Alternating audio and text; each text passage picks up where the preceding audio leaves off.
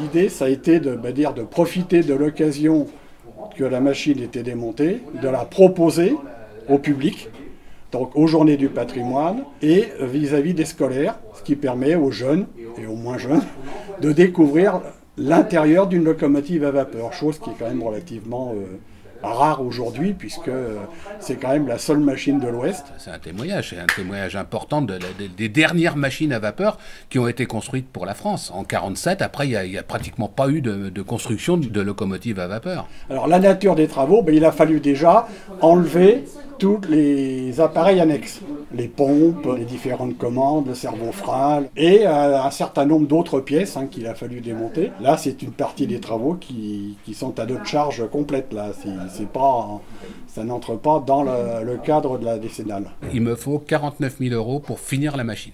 On va lancer une souscription par l'intermédiaire de la Fondation du patrimoine. On doit signer la convention le 7 mars. Les gens, après, pourront envoyer de l'argent à la Fondation du patrimoine pour la locomotive à vapeur, et ces souscriptions seront défiscalisables. Une fois que la loco sera reconstituée, on lancera une grande opération de retour de la machine sur le réseau, et à ce moment-là, on pourra reprendre nos programmes de voyage. Ce qui nous conforte dans notre idée, c'est quand on voit par exemple tous ces jeunes, même des gens plus âgés, qui ont 25-30 ans maintenant, mais qui n'ont jamais vu de machine à vapeur, puisque les dernières ont circulé dans les années 71-76.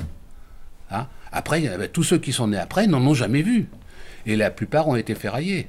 Quand on voit les gens, je ne me rendais pas compte que c'était comme ça une machine à vapeur. Oh, qu'est-ce que c'est important, qu'est-ce que c'est impressionnant. On le voit quand on fait des voyages en ligne, mais tous les gens s'arrêtent sur les ponts, partout, pour voir cette machine, parce que vraiment, c'est extraordinaire. On veut absolument la faire rouler à nouveau, parce qu'il faut qu'elle roule. Il faut pouvoir témoigner qu'il y a eu quand même ces machines. C'était quand même le plus important des chemins de fer. Sans ces machines-là, les trains ne roulaient pas. Il n'y avait que ça à l'époque. Quand elle démarre dans le nuage de vapeur, il y a son cœur qui bat. C'est un autre rapport à la fois au temps et aux gens. Et c'est notre maîtresse.